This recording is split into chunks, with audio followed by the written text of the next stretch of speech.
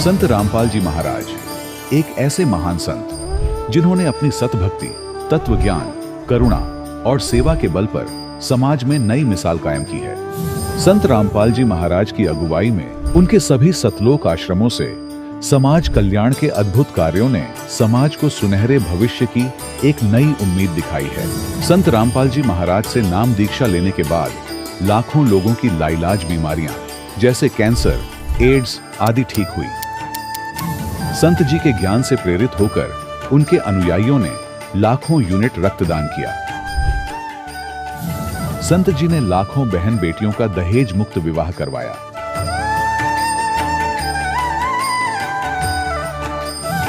संत जी ने लाखों लोगों का नशा छुड़वाया, करोड़ों उजड़े परिवार बसे। संत जी के आश्रमों में समागम के दौरान निःशुल्क नेत्र चिकित्सा, दंत चिकित्सा प्रदान की जाती है। संत रामपाल जी महाराज द्वारा समय समय पर पर्यावरण संरक्षण के उद्देश्य से बड़े स्तर पर वृक्षारोपण किया जाता है। संत जी ने जरूरतमंदों को तत्काल राहत पहुंचाने के लिए एम्बुलेंस सेवा शुरू की। संत जी अपने अनुयायियों को देहदान के लिए प्रेरित करते हैं, जिससे मानवता की सेवा और चिकित्सा क्षेत्र में सुधार हो सके। संत रामपाल जी महाराज के सभी आश्रमों में हर रोज निःशुल्क भंडारा आयोजित किया जाता है, जहां हर वर्ग, हर जाति और हर धर्म के लोग एक साथ बैठकर भोजन करते हैं।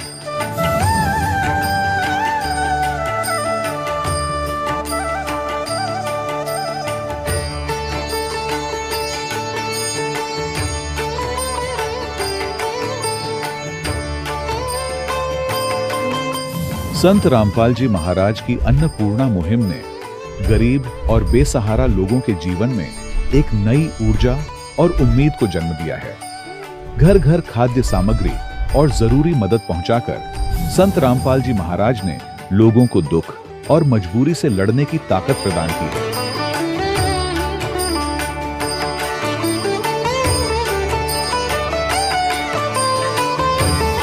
संत रामपाल जी महाराज द्वारा गरीब लोगों के लिए घर बनवाने का अद्भुत कार्य एक ऐसी मिसाल कायम कर रहा है जो सदियों सदियों संत जी की उदारता और दया भावना के तौर पर जाना जाएगा।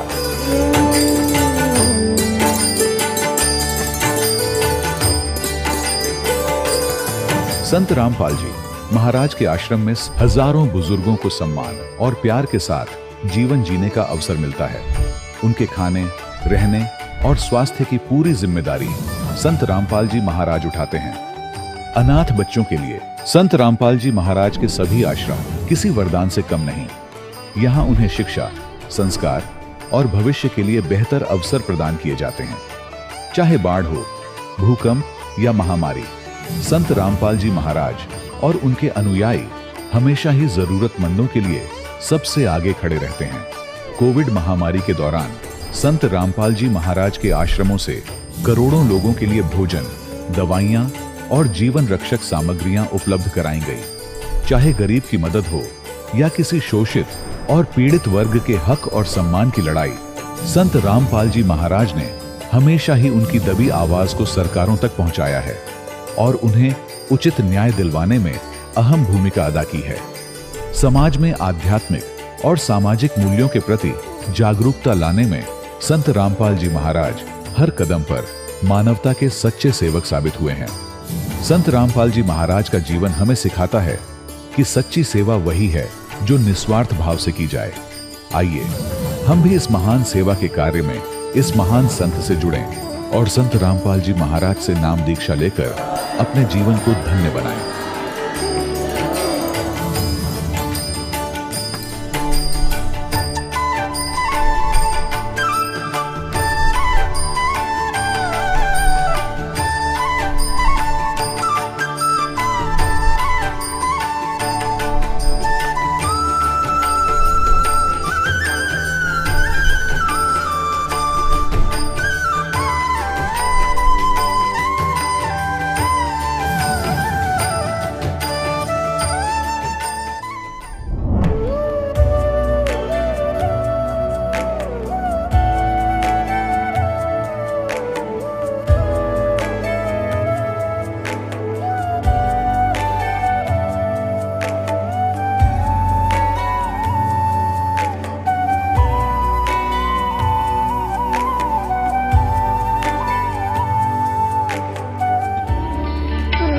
परमात्मा को पाने तथा उसका वास्तविक लाभ प्राप्त करने के लिए पवित्र बाइबल में प्रमाण है कि प्रभु ने मनुष्य को अपना ही स्वरूप बनाया।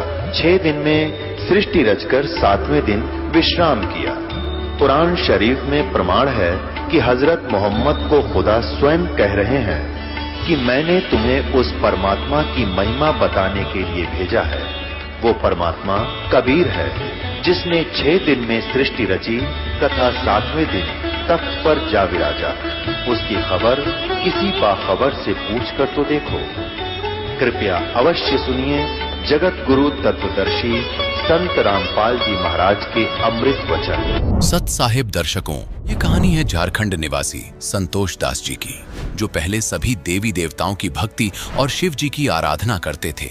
दर्शकों, हद तो तब हो गई जब इतनी भक्ति साधना करने के बाद भी संतोष जी को पारिवारिक समस्याओं के चलते जेल में जाना पड़ा।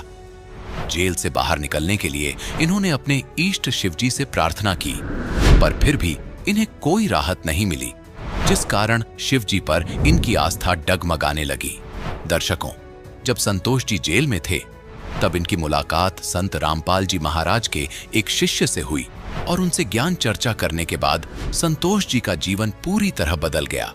आज संतोष जी जेल से रिहा होने के बाद आखिर क्यों संत रामपाल जी महाराज के गुणगान गा रहे हैं, आइए जानते हैं संतोष दास जी के जीवन की सच्ची कहानी, उन्हीं की जुबानी। नमस्कार जी। नमस्कार जी। क्या नाम है जी आपका? संतोष कुमार। संतोष जी, आप कहाँ से हैं? ग्राम पोस्ट कोयला, थाना हनवारा, जिला गोड्डा, झारखंड। वर्तमान अभी भागलपुर सिटी बिहार में रह रहे हैं। संतोष जी, संत रामपाल जी महाराज से नाम दीक्षा आपने कब ली? सितंबर 2009 में। संतोष जी, संत रामपाल जी महाराज से नाम दीक्षा लेने से पहले आप क्या भक्ति साधनाएं किया करते थे? हिंदू धर्म का जो परंपराएं है सभी करते थे। इष्ट रूप में शिव जी को ज़्यादा मानते थे।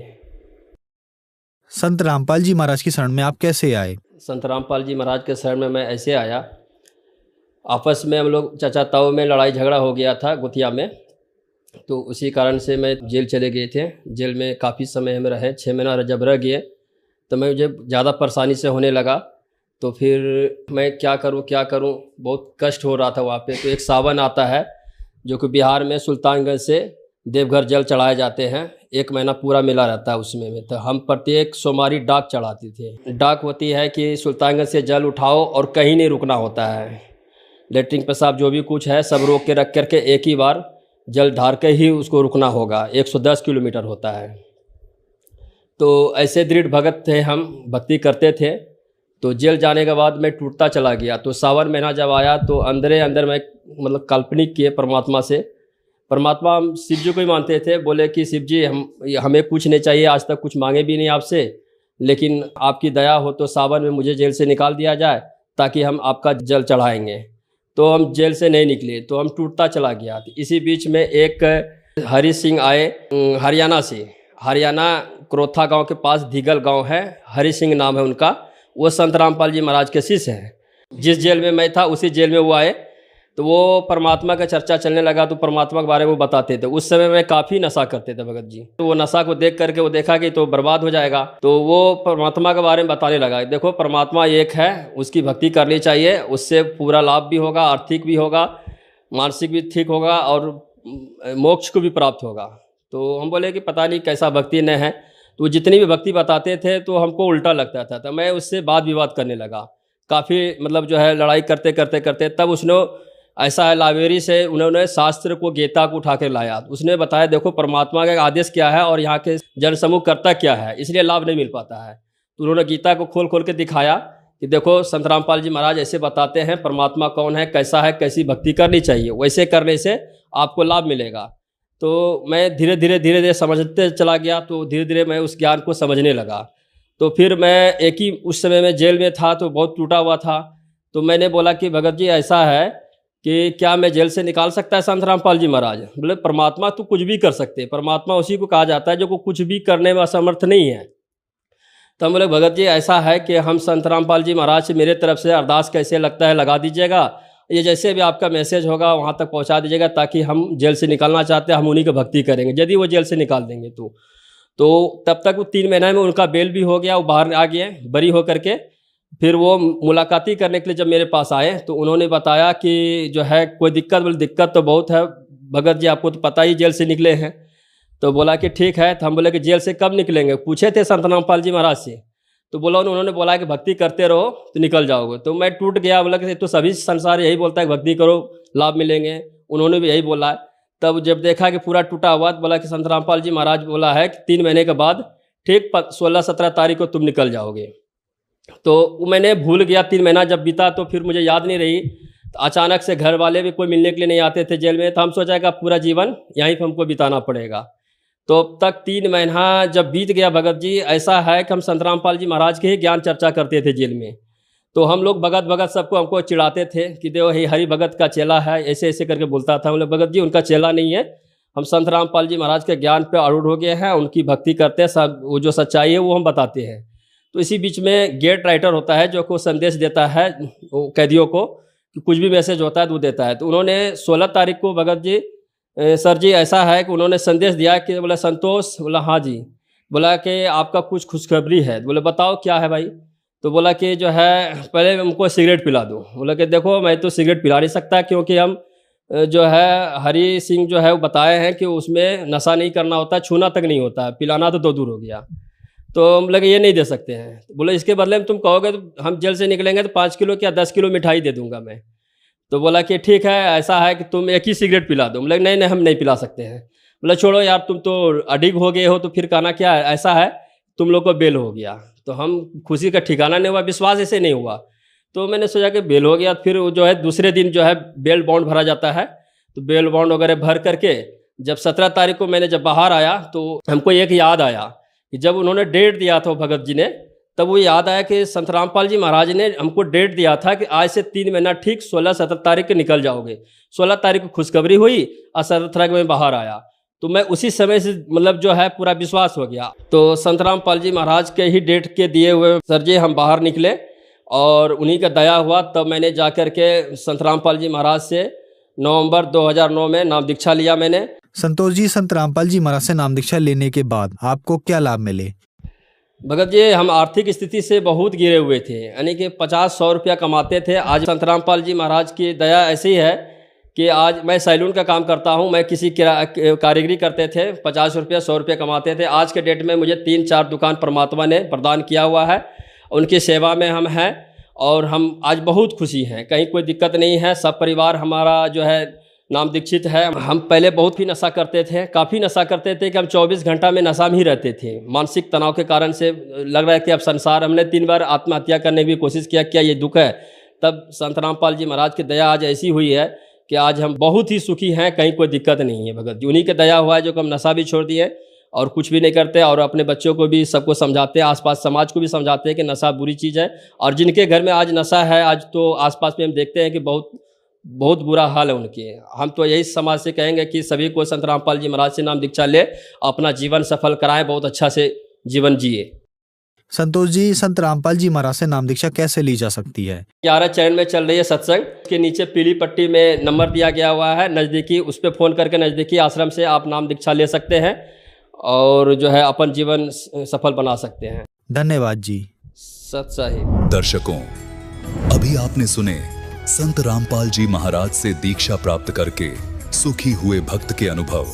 अब देखिए जगत गुरु तत्वदर्शी संत रामपाल जी महाराज के मंगल प्रवचन। श्रीमद् भगवद गीता अध्याय नंबर 15 के श्लोक नंबर 1 से लेकर 4 का एक सारांश है। ऊर्ध्व मूलम अधः शाखम अश्वत्थम प्राहु अवम छंदासी यस्य प्रणानी ये तम वेद स वेदवित्। ये देखिएगा, ये पवित्र सदग्रंथ श्रीमद् भगवद गीता, और ये गीता प्रेस गोरखपुर से प्रकाशित है। जयदाल गोविंद का इसके अनुवादक है। इसके अध्याय नंबर 15 का श्लोक नंबर 1 आपको दिखाते हैं। ये है पंचदशो अध्याय, 15वां अध्याय स्टार्ट हुआ। 1 नंबर मंत्र में है कि ऊर्ध्व मूलम अधः शाखम अश्वत्थम प्राहु अवम छंदासी यस्य प्रणानी ये तम वेद स वेदवित्। इसका अर्थ है कि ऊर्ध्व मूलम, ऊर्ध्व माने ऊपर को, इन्होंने गलत लिखा है अध माने ब्रह्मा मुख्य रूप मुख्य शाखा वाली, ये गलत अनुवाद किया। अध माने नीचे होता, देखिएगा ये दूसरी श्लोक में इसी 15वें अध्याय का, इसमें ऊर्ध्व ऊर्ध्व शब्द भी है, अध भी है। अध 2 बार लिखा अध, और यहां इन्होंने अनुवाद किया है अध माने नीचे, अध माने नीचे, अध माने नीचे, और ऊर्ध्व माने ऊपर, अध माने नीचे, अध माने नीचे, बिल्कुल। तो यहां ये विचलित हो गए क्योंकि इनको श्री कृष्ण से ऊपर ज्ञान नहीं था, इनको श्री कृष्ण से ऊपर ज्ञान नहीं था। इन्होंने घुमा फिरा के और श्री कृष्ण जी को ही सर्वशक्तिमान सिद्ध करने की कुचेष्टा की, जिस कारण से अर्थों के भी अनर्थ कर दिए। अनुत्तम का अर्थ 4ठी कक्षा के बालक ने पूछ ले वो भी बता देगा, अश्रेष्ठ, घटिया। बैड का अर्थ किसी से पूछ ले, आज बच्चा बच्चा समझता बैड माने बुरा, घटिया। और कोई बैड का अर्थ श्रेष्ठ लिखे हो, आप उसको कितने नंबर दोगे? 0। और ये हमारे धर्मगुरु 100 के 100 नंबर पा रहे थे ऐसे अनर्थ करके। तो इसका कारण ये था कि हम तो बालक थे ही, ये भी उसी कैटेगरी के थे जैसे हम थे, इनको ज्ञान ही नहीं था। तो परमात्मा कहते सच्चा सतगुरु कोई ना पूजे झूठा जगपतियासी, और अंधे की बां अंधा पकड़े ले जा रहा है। तो कैसे मार्ग बतासी, वो कैसे राह बताओगा हमारे को? तो अब दास के भी मोतियाबिंद था, पहले हम भी रामकृष्ण के पुजारी थे। अब इस तत्व ज्ञान से परमात्मा ने हमारा वो मोतियाबिंद का ऑपरेशन कर दिया मुझ दास का, और वो ऑपरेशन करने की विधि भी दास को बता दी, बाप का कर दिया, और पूरे विश्व का कर देंगे तब आपका समझ में आएगा हु इज गॉड और क्या है सच्चाई हमारे ग्रंथों की। तो इसमें ऊर्ध्व मूलम, ऊपर को जड़, मूलो मान जड़, ऊर्ध्व मूलम अध शाखम। ये देखिए, अब देखिएगा चित्र संसार रूपी वृक्ष का एक, जैसा कि गीता अनुसार ये पूरा एक संसार रूपी वृक्ष है। ऊर्ध्व मूलम अध शाखम, बस गीता ज्ञानदाता ने केवल संकेत दिया है, ऊपर को जड़ और नीचे को शाखा वाला। ये संसार रूपी पीपल का वृक्ष कहा जाता है। और जो संत इसके सभी छंद विभाग बता देगा, जड़ कौन परमात्मा है, तना कौन भगवान है, डार कौन है, शाखा कौन, पत्ते क्या है, स वेदविद वह तत्वदर्शी संत है। परमात्मा ने 600 वर्ष पहले बताया था, अक्षर पुरुष एक पेड़ है, ये तना अक्षर पुरुष, और सरपुरुष वाकी डार, ज्योति निरंजन भी कहते हैं इसको, और तीनों देवा शाखा है भाई, पाते रूप संसार। हम तो यहां बैठे, तो यहां से मूल कौन है, ये मूल बताने के लिए दास को भेजा है। ये है परम अक्षर ब्रह्म, और ये है कबीर परमात्मा। कौन कबीर?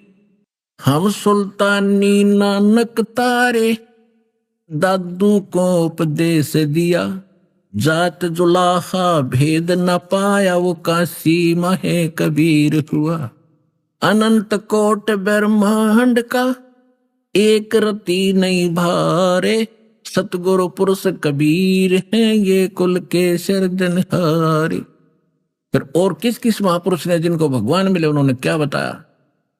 जिन मोह को निज नाम दिया, सोए सतगुरु हमारे, दादू दूसरा कोई नहीं ये कबीर सिरजनहारे।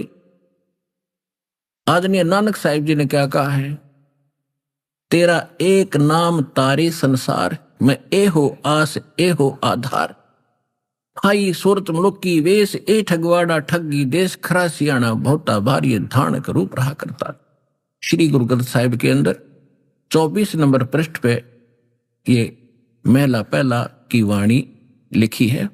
महला पहला की जितनी वाणी है वो आदरणीय नानक साहिब जी की है। उसके बाद जितने भी महला के नंबर हैं वो उनके गद्दी वाले अन्य गुरुओं की। जो नानक साहिब जी की जो वाणी है वह बिल्कुल सत्य और श्रेष्ठ है, क्योंकि ये इनको भगवान मिले थे बेई नदी, और सचखंड लेकर गए थे, फिर उनको वापस छोड़ा था कबीर भगवान ने। इन्होंने फिर क्या कहा है, 721 पृष्ठ पर अंकित है श्री गुरु ग्रंथ साहिब के, उसमें कहा कि एक अर्ज गुप्तम, यानी उस कबीर परमात्मा को अर्जी लगा रहे हैं नानक साहब जी, एक अर्ज गुप्तम पेश तोदर कून करतार। कून करतार यानी वचन से सृष्टि रचने वाले, शब्द से सृष्टि करतार माने सबका रचनहार। हक्का कबीर, हे सत कबीर, करीम तू, करीम माने दयालु, बेऐब परवरदिगार, निर्विकार परमात्मा। 731 पृष्ठ पे कहा है कि अंधुल्ला नीच जात परदेसी मेरा, खिन आवे तिल जावे, और जाकी संगत नानक रहंदा, और क्यों कर्मोड़ा पावे। कि एक सेकंड में देखता हूं ये ऊपर दिखता है, दूसरे क्षण देखता हूं पृथ्वी पर एज इट इज दुल्हा बना बैठा है। तो कहते हाई सूरत मुल्क की वेश ए ठगवाड़ा ठगी देश। कहते भगवान है खुद, और देखो कैसे भूल भुलैया कर रहा है, किसी को पहचान में नहीं आ रहा है, ये स्वयं परमात्मा। तो वो है वो परम अक्षर ब्रह्म, और उसी ने अपने मुख कमल से चौथे अध्याय के 32वें श्लोक में जिस कबीर से कहा है कि वो सच्चिदानंद घन ब्रह्म अपने मुख कमल से आकर यथार्थ ज्ञान देता है, धार्मिक अनुष्ठानों की जानकारी देता है। तो वो उसने क्या आकर बताया है, अक्षर पुरुष एक पेड़ है, सर पुरुष ज्योत निरंजन वाकी डारे, तीनों देवा शाखा है, भाई पाते रूप संसार। तो उस वाणी को फिर दास ने समझा परमात्मा की कृपा से, गुरुदेव की रजा से, और अब आपको समझा रहा है दास। और आप बुद्धिमान इसलिए बनाए भगवान ने, इंस्ट्रूमेंट इसलिए बनाए कि घर बैठे देखो, यार यकीन ना हो तो घर जाकर किताबें खरीदो, आपके पास रखी हैं, घर पे भी होंगी, उनको मिलाओ और फिर आओ अपना कल्याण कराओ। 2 अक्षर की बात है।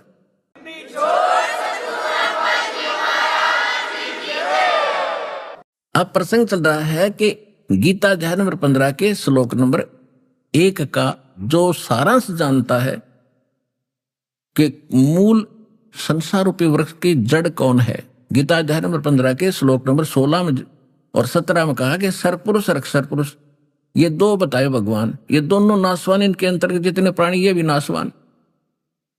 और 15वें अध्याय के 17वें श्लोक में कहा कि उत्तम पुरुष तु अन्य परमात्मा इति उदाहरत, यह लोक त्रयम् आविश्य विवर्ती है, जो तीनों लोकों में प्रवेश करके सबका धारण पोषण करता है। तो संसार रूपी वृक्ष की जड़ों से ही तो सब वृक्ष का पोषण होता है, और वही वास्तव में अविनाशी है, भगवान है, और वही परमात्मा कहा जाता है। परमात्मा वो होता है जो केवल सुख दे, दुख ना दे। और जिस लोक में हम रह रहे हैं, हम इसको परमात्मा मान रहे थे, इस लोक में कोई सुख नाम की चीज है, तो वो सतलोक वहां है मालिक का स्थान। और ये तो एक्स्ट्रा है, व्यर्थ के लोक हैं, ये तो सारे नष्ट हो जाए तो भी कोई दिक्कत नहीं। अगर हम सारे वहां चले जाएं, जितने प्राणी आए हैं वहीं से तो आए हैं, चींटी से लेकर हाथी तक, और हम सभी यहाँ से चले गए अपने लोक में सही स्थान पर चले गए, जहां जन्म मृत्यु है ही नहीं, कोई दुख नहीं, और आपका नए सिरे से परिवार बनेगा जैसे यहाँ बन गया। या तो आप कुछ समय के लिए एक दूसरे के साथ हो, वहां सदा के लिए रहोगे, वहां कोई विकार नहीं, कोई दोष नहीं, और प्यार से रहा करोगे, और कोई वहां मार काट नहीं, किसी प्रकार का अभाव नहीं। वहां ऐसे मनोरंजन के साधन है, यहां तो एक भी वर्णन नहीं किया जा सकता। और हमारी आदत खराब है, यहां मनोरंजन करने के लिए हमने फिल्म बना ली, कोई गाना बना लिया, उसको सुनने लगे, और कोई ऐसी चोट लग जाए हृदय में, कोई घर में कोई हानि हो जाए, वो गाना कुछ सौंपने में भी कड़वा लगे, तो वहां हम सब कुछ सारे ठाठ होंगे। तो वहां चलने के लिए प्रेरित किया जाता है, वहां जाकर सब सुख होंगे, लेकिन वहां जाने से पहले शरीर को तो छोड़ना ही पड़ेगा। और इसकी आशा रखोगे अगर यहीं रहे और भी जी जावे, ये कोई बात है? जब मालिक इच्छा करे तभी ले चलो, जब आपको पूर्ण ज्ञान हो जाएगा, आप तैयार बैठ जाओगे, कह जाओ परमात्मा के चलने सतलोक में। तो ऐसा इस ज्ञान से और इस भक्ति के प्रभाव से आपके अंदर होगा। केवल ज्ञान ज्ञान भी नहीं टिकता, जब तक आपके अंदर भक्ति प्रवेश नहीं रहेगी, भक्ति की शक्ति नहीं बनेगी, तब तक भी आप मोक्ष नहीं प्राप्त करोगे। और उसके लिए मर्यादा में रहना अनिवार्य है। मर्यादा में नहीं रहोगे और भक्ति भी होगी, फिर यही रहेगी, फिर काल का फंसोगे। कभी ब्रह्मा बनाओगा, कभी विष्णु बनाओगा आपको, और कभी देवता बना देगा, कहीं ब्रह्मलोक में रखेगा, सारी पूंजी नष्ट कराकर फिर पृथ्वी पर पटकेगा। तो इस धोखे से भी आपने बचना होगा, तभी वहां चलेंगे। तो जो प्रसंग चल रहा है हम उसी पर आते हैं। अब ये आपने चित्र देखा, ऊर्ध्व मूलम, ये ऊपर को जड़ और नीचे को शाखा वाला एक संसार रूपी वृक्ष है।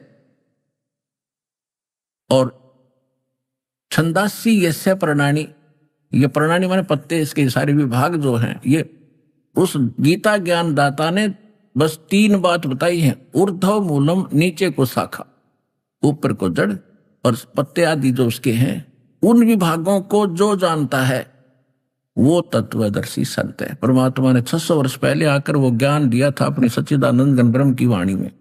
अक्षर पुरुष एक पेड़ है जो इसे बाहर दिखाई देता है, और सरपुरुष वाकी डार, ये इतना। अक्षर पुरुष एक पेड़ है, सरपुरुष यानी ज्योत निरंजन वाकी डार, तीनों देवा शाखा है, ये पात रूप संसार। अब जो प्रसंग चल रहा है कि गीता अध्याय नंबर 3 के श्लोक 10 से लेकर 15 तक क्या निर्णायक ज्ञान है, देखिएगा। श्रीमद् भगवद गीता अध्याय नंबर 3 और ये 10 श्लोक में, इसमें क्या कहा है कि प्रजापति ब्रह्मा ने, यहां केवल प्रजापति लिखा है, ब्रह्मा ने खुद लिख लिया। ये वैसे इसका अर्थ है कि परमात्मा ने सबसे पहले वेद ज्ञान दिया था ब्रह्म को, इसके अंतःकरण में फिक्स कर दिया था सतलोक तय। इसने जब डाउनलोड करके देखा, श्वासों के द्वारा बाहर आया इसके, तो इसमें जो उस परम पिता की जानकारी थी और उसमें जो भेद था वो इसने जल्दी जल्दी में नष्ट कर दिया और परमात्मा के डर से कुछ ज्ञान रख लिया। उससे बचे हुए के वो 4 वेद बना दिए वेद व्यास जी ने। अब उस ज्ञान की जो इसने नष्ट कर दिया, उसकी पूर्ति के लिए परमात्मा को आना पड़ता आपको समझाने के लिए। तो यहां वैसे परमात्मा ने बताया था सारा ज्ञान, इन्होंने ब्रह्मा के नाम कर दिया, कोई बात नहीं, हमने ज्ञान समझना। देखिएगा, प्रजापति ने कल्प के आदि में यज्ञ सहित प्रजाओं को रचकर कहा, तुम लोग इस यज्ञ के द्वारा यानी इस धार्मिक अनुष्ठानों के द्वारा वृद्धि को प्राप्त हो, और यह यज्ञ तुम लोगों को इच्छित भोग प्रदान करने वाला हो। 11वें में क्या बताया है, इस यज्ञ के द्वारा देवताओं को उन्नत करो। कौन से देवताओं को? अक्षर पुरुष एक पेड़ है, सरपुरुष हुआ की डार, और तीनों देवता शाखा है, भाई पाते रूप संसार। इन देवताओं को उन्नत करो, यानी इन शास्त्र अनुकूल साधना करो, पढ़ो। यज्ञ के द्वारा देवताओं को उन्नत करो और ये देवता तुम लोगों को उन्नत करें। इस प्रकार निस्वार्थ भाव से एक दूसरे को उन्नत करते हुए तुम लोग परम कल्याण को प्राप्त हो जाओगे। 12वें में क्या कहा है, यज्ञों के द्वारा बढ़े हुए देवता तुम लोगों को बिना मांगे ही इच्छित भोग निश्चय ही देते रहेंगे। उन देवताओं के द्वारा दिए भोगों को जो पुरुष इनको दिए बिना और स्वयं ही भोगता है वह तो चोर ही है। 13 में क्या कहा है, गीता अध्याय नंबर 3 का श्लोक नंबर हम 13 पढ़ रहे हैं। इसमें क्या कहा, यज्ञ से बचे हुए अन्न को खाने वाले श्रेष्ठ पुरुष सब पापों से मुक्त हो जाते हैं, और जो पापी लोग अपने शरीर पोषण करने के लिए ही अन्न पकाते हैं वे तो पाप ही खाते हैं। यानी जो दान धर्म नहीं करते वो तो दुष्ट लोग हैं, वो तो पेट भरने के लिए ही अपना सब धंधा कर रहे हैं, उनको आगे कुछ नहीं मिलेगा। अब 13 तक का ये निर्णय हो गया। हाँ, फिर 14 और 15 में क्या निर्णय दिया है ये विशेष देखने की बात है। देखिएगा, गीता अध्याय नंबर 3 का और श्लोक नंबर 14, 15 इकट्ठा ही है। यह इन्होंने कहा कि सर्व प्राणी अन्न से उत्पन्न होते हैं।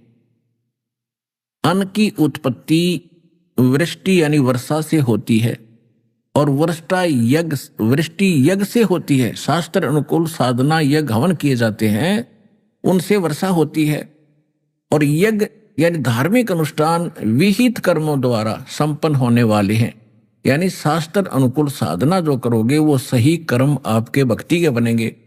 और कर्म समुदाय को ब्रह्मो उद्भवम, यानी इन्होंने ब्रह्म का अर्थ वेद कर दिया नहीं, कर्म इस काल के द्वारा उत्पन्न हुए। हम इस ब्रह्म के लोक में आए तो हमने वर्क डन मिला, तो इसने कर्म लगाए, कर्म से ही यह सब कुछ मिलेगा, बिना किए मिले नहीं। तो इसका अर्थ तो यह है कि इस ब्रह्म ने कर्म लगाए मारे, और इन्होंने यहां अर्थ अनर्थ कर दिया, ब्रह्म का अर्थ वेद कर दिया। एक सीधी सी बात है, ब्रह्म माने भगवान, परमात्मा, मालिक, और एक राजा, एक उसका विधान है। वेद तो परमात्मा का संविधान है और ब्रह्म भगवान राजा समझो।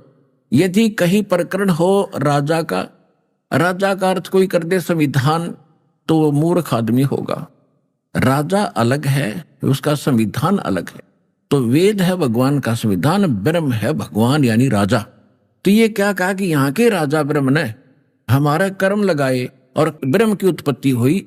उस अक्षर ब्रह्म थे यानी परम अक्षर ब्रह्म थे, पूर्ण परमात्मा से। देखिएगा, यज्ञ यानी धार्मिक अनुष्ठानों से संपन्न होते हैं जो कर्म, शुभ कर्म होते हैं। और कर्म समुदाय को ब्रह्मो उद्भवम या ब्रह्म से उत्पन्न हुए कर्म, और ब्रह्म यहां वेद लिख दिया, यहां भी ब्रह्म माने ब्रह्म, सर पुरुष लिखना था, युग काल। अक्षरम उद्भवम, अविनाशी परमात्मा से उत्पन्न हुआ जान, यानी इस ब्रह्म की उत्पत्ति अविनाशी परमात्मा उस परम अक्षर ब्रह्म से हुई। वैसे अक्षर का अर्थ अविनाशी होता जिसका नाश ना हो, ऐसा अक्षर माने नाशवान। लेकिन जहां गीता अध्याय नंबर 15 के श्लोक नंबर 16 में सरपुरुष और अक्षर पुरुष कहे हैं, वहां ये दोनों नाशवान बताए हैं। अक्षर पुरुष भी नाशवान है, क्योंकि अक्षर का अर्थ होता है जो कभी नाश में ना हो। लेकिन उसको डिफाइन करने के लिए स्पष्ट किया है 15वें अध्याय के 17वें श्लोक में कि इनसे अलग है जो वास्तव में अविनाशी है। जैसे एक तो मिट्टी के पहले बनते हैं कप, चाय पीते हम सफेद सफेद, वो तो अंडरस्टूड, हाथ से छूटे ये फूटे सर पुरुष। तो ये अक्षर पुरुष तो ऐसा समझ लो, इस मटेरियल के बने हुए सारे इसके जीव और इसका शरीर। और दूसरा स्टील का कप हो, उसको अक्षर पुरुष के लोक और उसका शरीर, उसके रहने वाले प्राणियों का शरीर, वो इतना समझ लो स्टील का। इसलिए उसकी सरपुरुष यानी उस मिट्टी वाले पहले की तुलना में वो काफी लंबे समय तक रहने वाला, इसलिए उसको अक्षर लिख दिया कि वो नाश नहीं होता जल्दी से, लेकिन उसका विनाश होता है। इसलिए बताया 15वें अध्याय के 17वें श्लोक में कि अविनाशी परमात्मा तो इनसे कोई और है। तो यहां अक्षर पुरुष जो है, अक्षर ये यहां पर अक्षर है, वो उस अविनाशी परमात्मा की जानकारी। ये देखिए, अब यहां है कि वेदों को, ब्रह्म को, यहां लिखा ब्रह्म इस काल की उत्पत्ति अविनाशी परमात्मा से हुई है, उत्पन्न हुआ जान। इससे सिद्ध होता है कि सर्वव्यापी सर्वगतम ब्रह्म, सर्वगतम ब्रह्म माने वासुदेव, सर्वगतम सबके ऊपर जिसकी प्रभुता है वो ब्रह्म, वो भगवान, तत्ब्रह्म, यहां समझ लो तत्ब्रह्म, परम सर्वगतम ब्रह्म यानी सबके ऊपर जिसकी सब जगह पहुंच है, सर्वगतम वासुदेव। गीता अध्याय नंबर 7 के श्लोक नंबर 16 से 18 तक तो अपनी जानकारी दी है। और फिर 19वें श्लोक में कहा कि बहु नाम जन्मानाम अन्ते ज्ञानवान माम प्रपद्यते, और वासुदेव सर्वमिति सर्वात्मा सुदुर्लभ है। मेरी भक्ति भी ज्ञानी आत्मा कौन अनंत जन्मों के बाद कभी करता है। और ये बताने वाला संत के वासुदेव वो सर्वगतम ब्रह्म ही सब कुछ है, वो बड़ी मुश्किल से मिलेगा। उस 7वें अध्याय के 19वें श्लोक में ये अर्थ है। तो उसी की जानकारी यहां दी जा रही है, वो सर्वगतम ब्रह्म। यहां देखिएगा, यहां से हम पढ़ रहे हैं कि ये ब्रह्म से उत्पन्न हो, या ब्रह्म लिखना चाहिए। और ब्रह्म की उत्पत्ति अविनाशी परमात्मा से उत्पन्न हुआ जान ब्रह्म को, और तस्मात इससे सिद्ध हुआ कि सर्वगतम ब्रह्म यानी सर्वव्यापी परम अक्षर परमात्मा ही सदा ही यज्ञों में प्रतिष्ठित है, वो इष्ट रूप में पूज्य होना चाहिए।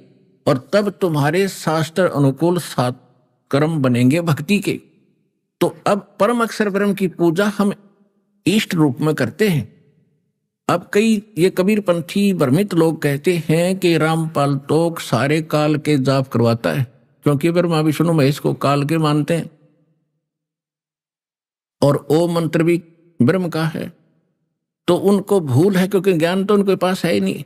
अब काल की तुम रोटी खा रहे हो, काल के कपड़े पहन रहे हो, काल का पानी पी रहे हो, फिर नहीं छोड़ दो। तो बिना ज्ञान के व्यक्ति ऐसे भ्रमित होते हैं। हमारा देखो, हमने जल प्राप्ति करनी है। जल प्राप्ति के लिए जो भी हमारा जो हथियार और औजार हमने प्रयोग करने हैं, उनकी हम पूजा नहीं करें। पूजा तो हम जल की करें, हमें जल मिले, हमारा जीवन रक्षा हो। उसके लिए जो भी इंस्ट्रूमेंट हम प्रयोग करेंगे, औजार, बोकी है, पाइप है, तो ये हमारे पूज्य नहीं है। ये तो वो साधन है जिससे हमें मिलेगा, वो जल इष्ट देव जिससे मिलेगा, तो वो हमने करने पड़ेंगे। तो इसी प्रकार ये साधना जो बताई है, इनकी हमने करनी पड़ेगी। ये पूजा नहीं है, इसके बिना बात बननी। और ये है शास्त्र अनुकूल साधना। अब गीता अध्याय नंबर 3 के श्लोक नंबर 10 से लेकर 15 का ये निष्कर्ष निकला है, देखिएगा। ये है, एक समझ लिए हम कोई पौधा लाएंगे, संसार रूपी कोई पीपल, कोई पेड़ यानी पौधा बीजना हमने आम का। तो उस आम के पौधे को प्लांटिंग करने का, बीजने का सही तरीका ये है, उसको लाकर गड्ढा बनाओ जमीन में या गमले में लगाते हैं, तो उसकी सिंचाई करो, जड़ को मिट्टी में प्रोक्ष करो, उसको अव्यक्त करो, दबाओ। उसके बाद उस अव्यक्त की पूजा करो, जड़ की। और इसकी पूजा करने से तना, डार और शाखाओं में फिर आहार जाएगा, और ये शाखा फिर वृक्ष बन जाएंगे। ये कहता देवताओं को बढ़ाओ, उस शास्त्र अनुकूल साधना से तुम देवताओं को बढ़ाओ, शास्त्र अनुकूल धार्मिक अनुष्ठान यज्ञ करके। और बड़े हुए देवता जब ये टहनी बन जाएंगी, बड़ी बड़ी शाखा बन जाएंगी, शाखाएं, इनका फल लगेंगे, ये बिन मांगे देंगे, अपने आप लगेंगे इनका फल। परमात्मा हमें क्या बताना चाहते थे कि आप गलत साधना कर रहे हो। आपने ये तो ज्ञान हो गया कि ब्रह्मा विष्णु महेश हमें फल देते, क्योंकि पहले सतयुग त्रेता द्वापर तक ये देवता सामने आ खड़े हो जाते थे, वो पुण्यात्मा होते थे। ये हमारे सामने आ खड़ा रहो, भगवान के काम आया भाई बोल, और 36 पंगे कम आगे नहीं, हमारी एक दुकान खुलवा दे, फलाना नहीं करवा दे। तो पहले वो देवता सामने आ जाते थे और कह के फल देते थे। तो हमने ये मान लिया कि यही सर्वे सवा है, ये हमें हमारी अज्ञानता का ही फल मिला। तो इस कारण से हमने फिर उस मूल की पूजा छोड़ दी और हम पूजा करने लगे इन टहनियों की, देवताओं की। देखो ऐसे, ये देखिएगा, ऐसे कर दिया हमने, जड़ तो ऊपर कर दी और ये टहनी ब्रह्मा विष्णु महेश बना दिए पूज्य, उल्टा पौधा रोप दिया। अब हम ये पूजा कर रहे हैं तीनों देवताओं की, और इन पूजाओं के करने से हमारा सर्व व्यर्थ हो गया। इसके विषय में परमात्मा ने कहा है, एक कैसा दे सब सदे और सब साधे सब जावे, माली सींचे मूल को फले फूले। इस अध्यात्म ज्ञान का इतना सा रहस्य है। गीता अध्याय नंबर 3 के श्लोक नंबर 10 से लेकर 15 तक का निष्कर्ष निकला। ये कहते हैं कि तुम यज्ञ के द्वारा देवताओं को उन्नत करो। और गीता अध्याय नंबर 15 के श्लोक नंबर 1 में बताई दिया, ऊर्ध्व मूलम अधः शाखम अश्वत्थम प्राहु अवयम छंदासी यस्य पर्णानि। ये पत्ते आदि, ऊपर को जड़, नीचे को शाखा आदि जो पत्ते इसके विभाग हैं, इनको जो जानता है वो तत्वदर्शी संत है। देवता कौन से हुए? ब्रह्मा विष्णु महेश, तीनों देवता। और ये उन्नत हुए हुए देवता तुम्हें बिना मांगे ही फल देंगे। और इसमें यह भी स्पष्ट कर दिया है कि जिनको परमात्मा ने मनुष्य जीवन में जो धन दिया है, उसमें से जो धर्म पे नहीं लगाते, और धर्म होता शास्त्र अनुकूल साधना करने से। शास्त्र अनुकूल साधना कौन सी होती है? गुरु बिन माला फेरते, गुरु बिन देते दान, गुरु बिन दोनों निष्फल हैं, चाहे पूछो वेद पुराण। गीता जी में यह भी प्रमाण दिया है कि कुपात्र को दिया हुआ दान भी व्यर्थ होता है, यानी अधिकारी के बिना किसी को दान देना भी वो भी फलता नहीं है। ये बताया है कि जो शास्त्र अनुकूल साधना और यानी दान धर्म नहीं करते हैं तो वो भी चोर बताए हैं। और सूक्ष्म वेद में क्या कहा है, जिन हर की चोरी करी और गए राम गुण भूल, ते बेदना बागुल किए वो रहे उर्द मुख झूले। कि जिन्होंने भगवान की चोरी की यानी मनुष्य जीवन पाकर सतभक्ति और ये धर्म दान नहीं किए, वो अगले जन्म में बागुल पक्षी बनता है। और बागुल पक्षी मुंह से ही खाता है, मुंह से ही टट्टी करता है और हमेशा उल्टा लटका रहता है, ऊपर को पैरों से नीचे उसका सिर रहता है। कहते ये दुर्गति प्रारंभ हो जाएगी। और यही गीता अध्याय नंबर 3 के श्लोक नंबर 12 श्लोक में फिर स्पष्ट कर दिया है कि जो देवता तुम्हें देते हैं वरकटन, जो आपका संस्कार है, उस संस्कार से प्राप्त में से आप पुनः दान नहीं करते हो तो वो व्यक्ति चोर बताया भगवान का। और केवल अपने ही पेट पोषण के लिए खाओ पियो मौज करो दान धर्म नहीं करते हैं तो बताया कि वो पापी तो पाप ही खा रहे हैं। फिर इसमें एक और संकेत दिया है कि यज्ञ से बचे हुए शेष अन्न को खाने वाले पुण्यात्माएं सभी पाप कर्मों से मुक्त हो जाते हैं। अब यज्ञ माने शास्त्र अनुकूल धार्मिक अनुष्ठानों में सबसे पहले उस पूर्ण परमात्मा परम अक्षर ब्रह्म को इष्ट मानकर उसको भोग लगाया जाता है। यहाँ पर सबसे पहले परमात्मा का जो प्रसाद बनता है, भोजन का बनता है या हलवा प्रसाद बनता है या खीर बनती है, सबसे पहले परमात्मा के निमित्त एक श्रद्धा से अलग निकाल कर रख दिया जाता है। उसके बाद शेष बचे हुए अन्न को आप जी में वितरित किया जाता है।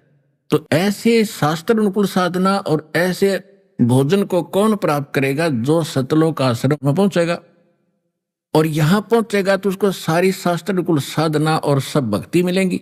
तो फिर उस सारी साधना से वो पाप मुक्त हो जाएगा कंप्लीटली। ये इस तीसरे अध्याय का 10 से लेकर 15 का सारांश है।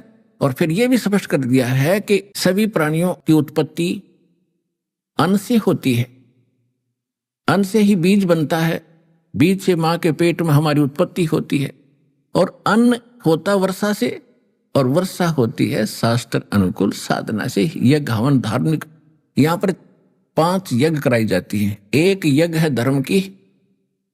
आप देख रहे हो यहां पर आधी रात को किसी टाइम आ जाओ, आप भूख लगी है, आप जाइए भंडारे भगवान के सदाव्रत में कबीर साहिब के में आप बैठिएगा, आपको तुरंत भोजन प्राप्त होगा।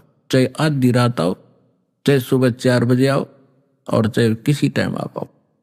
फिर यहाँ आप देख रहे हो कैसी सुविधाएं हैं। अपने आपके भाई बहन आपके लिए पहले कितना व्यवस्था करके रखते हैं। आप कहाँ से आते हो और किस अतिथि में आते हो। किसी को कोई बीमारी है, कोई किसी बात से टेंशन में है। पहले तो हम कहीं जाते थे तो एक टेंशन साथ रहती थी, कहाँ रुकेंगे, कहाँ होटल में कोई रोटी मिलेगी कि ना मिलेगी, कहाँ पड़ेंगे, सड़क के किनारे पड़ेंगे, कहाँ रहेंगे। तो आते सारी टेंशन फ्री हो जाती है। तो ये जो दान आपने किया उसी से हम कर रहे हैं और हम कहाँ से लाते हैं। लेकिन जो दान आप यहां करते हो वो दान फिर आपका नहीं रहा, आपने भगवान को दे दिया, परमात्मा का पैसा हो गया, आपका नहीं रहा। और जो पैसा आपने यहां दिया वास्तव पैसा आपका वो है। और अन्य जो आपने कोठी बंगले कार फैक्ट्री लाकर बैठे हो वो आपका नहीं है, उसको तो आप यही त्याग कर जाओगे। और जो यहां आपने दान कर दिया ये आपका नहीं रहा, परमात्मा ने आपका इसका प्रतिफल दे दिया, 1000 गुना करके आपके उसमें लिख देता भगवान। ये आपका नहीं रहा। अब ये जो पैसा मालिक का हो गया, आपको तो दे दिया 1000 गुना उसने, ये रह गया भगवान का पैसा। अब इस भगवान के पैसे से सारी व्यवस्था हो रही है। तो कहते हैं जो भी वैसे अनधिकारी के पास दान किया जाता है और उससे कोई खाता है वहां पर उसको पाप लगता है, क्योंकि वो अधिकारी है ही नहीं। वो तो एक दूसरे का संस्कार आपस में फिर उलझता ही रहेगा वहां पर। यहां संस्कार नहीं उड़ जाएगा आपका। अभी आपने सुने संत रामपाल जी महाराज के मंगल प्रवचन। आइए अब सुनते हैं संत रामपाल जी महाराज से नाम दीक्षा लेकर सतभक्ति करके अद्भुत लाभ प्राप्त करने वाले अनुयायी के विचार। इनसे मिलिए। ये हैं पंकज सक्सेना जी, जो दिल्ली के रहने वाले हैं। पंकज जी पहले निरंकारी पंथ से जुड़े हुए थे। उसमें बताई जाने वाली भक्ति साधना भी करते थे। लेकिन ऐसा क्या कारण रहा कि निरंकारी पंथ की पूजा साधना को त्याग कर पंकज जी ने संत रामपाल जी महाराज जी से नाम दीक्षा ली? क्या संत रामपाल जी महाराज से नाम दीक्षा लेने के बाद वास्तव में पंकज जी को उन तमाम सुखों की प्राप्ति हुई जिनकी इन्हें सालों से तलाश थी? आइए अब जानते हैं पंकज जी की कहानी इन्हीं की जुबानी। नमस्कार सर। नमस्कार सर। सर क्या नाम है आपका? पंकज सक्सेना। पंकज जी आप कहाँ से हैं? दिल्ली सोनिया गांधी कैंप। पंकज जी संत रामपाल जी महाराज से नाम दीक्षा आपने कब ली? 14/4 सन 2011। पंकज जी संत रामपाल जी महाराज से नाम दीक्षा लेने से पहले क्या आप भक्ति साधनाएं भी करते थे? हाँ जी करता था। बाबा हरदेव सिंह जी महाराज जी की साधना करता था, निरंकारी हैं वो। मैं उसमें लगभग 8 साल तक जुड़ा रहा। वहाँ मैं काफ़ी उसमें भक्ति करता रहा, लेकिन मुझे कोई लाभ भी नहीं हुए। सेवादार भी बन गया, लेकिन मुझे शारीरिक समस्याएं थी, जैसे कमर में दर्द होना, वो मेरा ठीक नहीं हो पा रहा था। वहाँ पे मैं ये सेवा करता था कि जैसे एक वर्दी मिलती थी पुलिस वालों की जैसी, वो पहन के मैं वहाँ पे जैसे सब भक्तों की सेवा करना, पंडाल को इधर उधर मैट बिछाना और आने जाने के लिए यही सब सेवा में करते थे। भंडारा में और जैसे लंगड़ की यही सेवा करते थे वहाँ। फिर हम उसके बाद आशुतोष एक महाराज हैं, उनसे मैंने नाम दीक्षा उपदेश लिया। हमने इससे लाभ मिल जाएगा। उन्होंने बताया कि बिना बजाए निश्चिंत बाजे घंटा शंख नगाड़ी रे। उन्होंने कहा परमात्मा तुम्हारे शरीर के अंदर ही दिखा देंगे। हमने कहा अच्छा ठीक है भाई दिखा दो। उन्होंने ऐसे करके कान बंद करवाए और बोला है कि इसके अंदर है जो ना आप सुन सकते हो। मैंने जब उसको लगभग 1.5-2.5 घंटे तक बैठे रहे और उसके अंदर जब देखा तो हमें प्रकाश नज़र आया, बहुत तेज प्रकाश नज़र आया। और प्रकाश नज़र आया नीला पीला सा था, तो मैं उसको देख के तो बोले यही परमात्मा है। फिर धीरे धीरे लगभग हम 2.5 घंटा और 2 घंटे लगभग 1 घंटे रोज़ करते थे साधना। जैसा टाइम मिल जाता था वहाँ पे हम वैसा ही काम रोज़ करते थे। फिर मेरे पैरों में सूजन आ गई, गंठों में, ये यहाँ सर गंठों में सूजन आ गई। सूजन आने के कारण फिर मैं काम नहीं कर पाता था सही से। फिर बोले कि तुम्हारी ये समाधि बढ़िया है और तुम्हें परमात्मा रोज दिखता है। फिर वो हमारी समस्याएं ठीक नहीं हुई और बढ़ते ही गया पैरों में दर्द। फिर आशुतोष महाराज के जो शिष्य थे उनके पास में गया। मैंने बोला कि ये मेरे पैरों में जो दर्द होता है, बोला धीरे धीरे सब ठीक हो जाएगा और भगवान की समाधि करो अच्छे से। मेरे आँखों में भी दर्द होने लगा था, पानी निकलने लगा था, इतना दर्द होना। आँख ऐसे करके बंद करके जब मैं उसको देखता था तो वो क्या हुआ सर, हम बहुत धीरे धीरे परेशान हो गए। कानों में भी सुनाई कम देने लगा सर। फिर इसी अवस्था से मैं बहुत परेशान हो गया। सर फिर आप संत रामपाल जी महाराज की शरण में कैसे आए? सर एक चैनल था, उस पर संत रामपाल जी महाराज जी का सत्संग चल रहा था। संत रामपाल जी ने बोला था कि जो मेरा शिष्य बन जाता था उसके अंदर 24 सिद्धियां आ जाती हैं, ये प्रथम जो नाम उपदेश ले लेता है। संत रामपाल जी ने ये शब्द बोला था कि सोहम नाम जो है ध्रुव और प्रहलाद ने नहीं पार हुए और तुम कैसे पार हो जाओगे। तो मैंने सोचा ये कि सोहम नाम तो मुझे भी मिला। आशुतोष महाराज जी ने बोला था सो बाहर छोड़ो हम अंदर लो, यही सोहम हो गया, ये भगवान का नाम हो गया। तो ऐसे करते करते हमने कही हम भी तो यही नाम जाप करते हैं और ध्रुव प्रहलाद नहीं पार हुए तो हम कैसे पार हो जाएंगे। चलो चलते हैं एक बार इनके पास देखते हैं क्या बात है। फिर धीरे धीरे 1-2 बार सत्संग सुना। फिर देखा क्या चैनल पर ब्रह्मा विष्णु महेश को संत रामपाल जी बोल रहे हैं कि वो अजय अमर अविनाशी नहीं है, वो भी नासवान है, वो भी मतलब पूजा के योग्य नहीं है, पूर्ण परमात्मा नहीं है जो वो तुम्हारे संकटों का निवारण करें। तो हमने सोचा ये कैसे संत हैं, बताओ, ब्रह्मा विष्णु महेश की तो हम सब लोग पूजा करते आ रहे हैं, ये कैसे संत है, चलो इनको मिल के आते हैं। सतलोक आश्रम पहुँचे, वहाँ संत रामपाल जी महाराज जी से उपदेश लिया।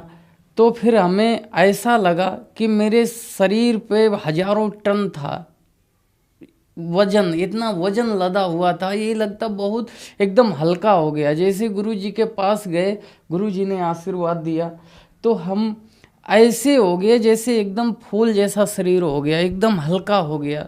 पंकज जी, संत रामपाल जी महाराज से नाम दीक्षा लेने के बाद क्या आपको लाभ भी प्राप्त हुए?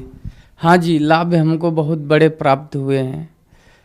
वो लाभ ऐसा था कि शारीरिक समस्याएं, मैं अन्य गुरुओं की पूजा करता था तो मेरे पैर भी खराब हो रहे थे धीरे धीरे, कानों से सुनाई भी कम पड़ने लगा था, रीढ़ की हड्डी भी हमारी बहुत दर्द करने लगती थी बैठे बैठे 2-2.5 घंटा सुबह शाम के कारण।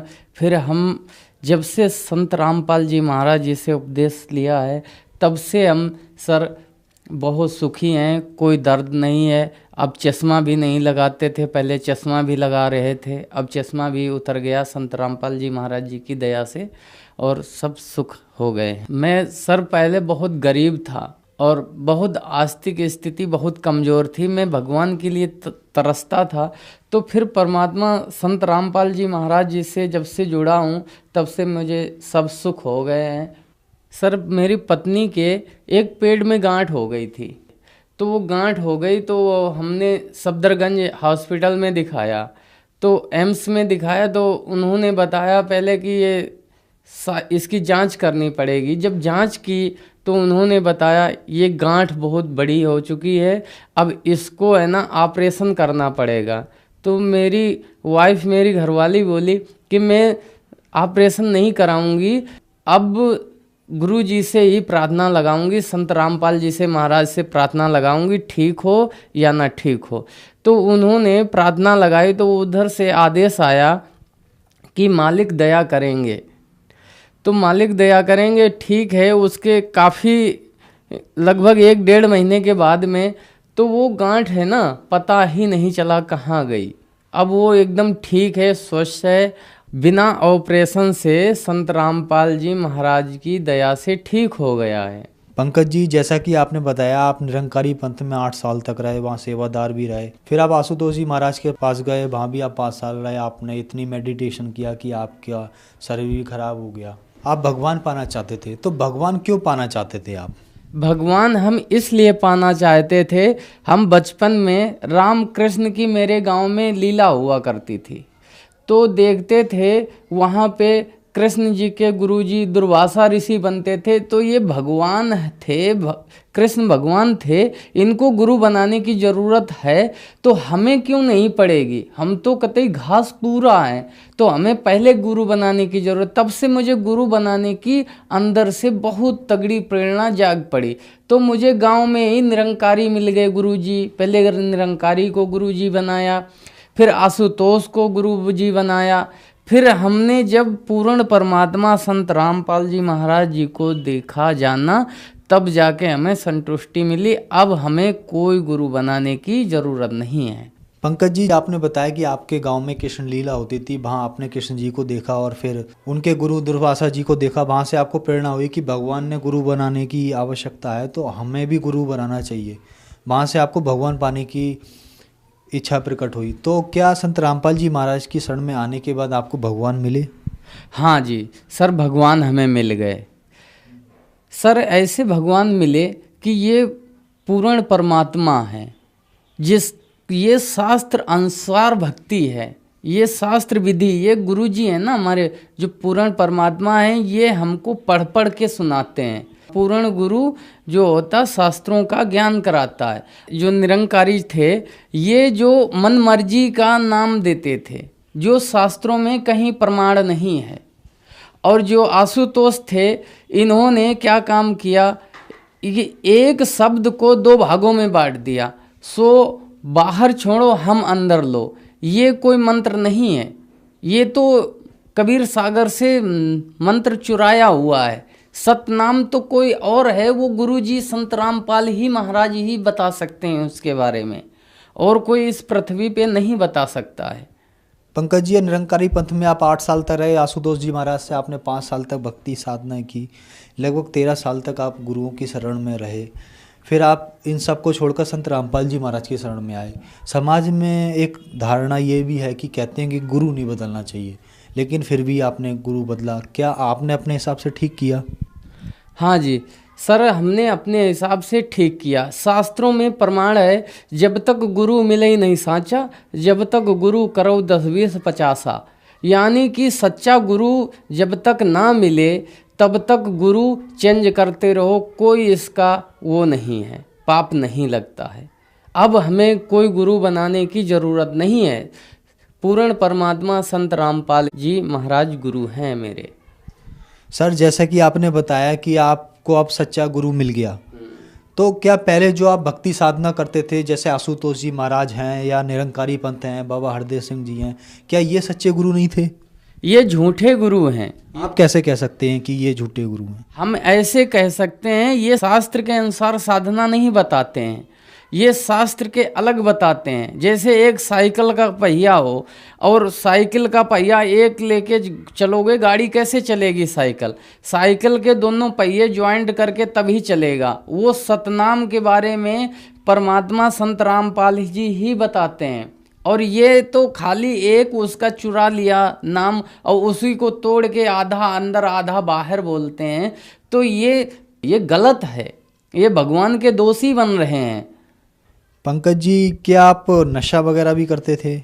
हाँ जी सर, मैं नशा करता था। मैं बीड़ी पीता था और तम्बाकू भी खाता था। कभी कभी रिश्तेदार आ जाते थे घर पे तो मैं दारू भी पी लेता था। तो ये सब मैं साधना करते हुए, सब कुछ करते हुए मेरा छूट नहीं रहा था। मैं कई बार कसम तक खा चुका, सतगुरु निरंकारी, मैं ये बोलता था कि मेरी ये तम्बाकू छूट जाए, फिर भी नहीं छूटती थी, फिर भी मैं चुरा चुरा के खा लेता था। लेकिन वो मंत्र जाप करते थे निरंकारी वाला कि उससे भी नहीं मेरा छूटता था। जैसे निरंकारी में बताते हैं, तो ही निरंकार में तेरी शरणा में नो बख्श लो, ये कहीं शास्त्रों के अंदर प्रमाण नहीं है। सर, जैसा कि आपने बताया कि आप निरंकारी पंथ में थे और नशा छोड़ना चाहते थे लेकिन नशा नहीं छोड़ पाते थे, तो क्या निरंकारी पंथ में नशा करना अलाउ था? हाँ जी, अलाउ था। उसमें मांस खाना भी अलाउ है। कहते हैं खान पान सब तन के खातिर, रूह से कोई संबंध नहीं। उसमें मांस भी खा सकते हो और नशा भी कर सकते हो। वहाँ नहीं कर सकते हो जहाँ सत्संग चलता हो, बाद में सब कुछ कर सकते हो। तो मैं ये सोचा कि ये नशा करते हैं और सब दूसरे का मांस भी खाते हैं, ये कैसे भगवान की प्राप्ति कराएंगे? तभी मैंने छोड़ दिया उसको। सर, क्या संत रामपाल जी महाराज के शरण में आने के बाद आपका ये नशा वगैरह छूट गया? हाँ जी सर, संत रामपाल जी महाराज जी से मैंने जैसे उपदेश लिया, उपदेश लेने के बाद बताया गया कि ये तुम्हें नहीं करना है, तो मैं सोचा कि भाई हम तो बहुत कोशिश किया छूटने की, लेकिन छूट नहीं पा रहा है, अब कोशिश करता हूँ। तो भगत जी बोले हाँ कोशिश करना, खाना मत। हमने ठीक है। संत रामपाल जी महाराज जी से उपदेश लिया। जैसे मेरा मन कर रहा था खाने के लिए, मैंने प्रथम मंत्र जब करना स्टार्ट कर देते थे तो वो नशा तो मुझे पास में भी नहीं आता था। आज कोई जुगर बीड़ी या तम्बाकू खा के मेरे पास मुझे बदबू आने लगती थी। पहले वो अच्छी लगती थी, अब बदबू आती है सर। अब ऐसे ऐसे मेरा नशा बिल्कुल छूट गया। धन्यवाद सर। धन्यवाद सर।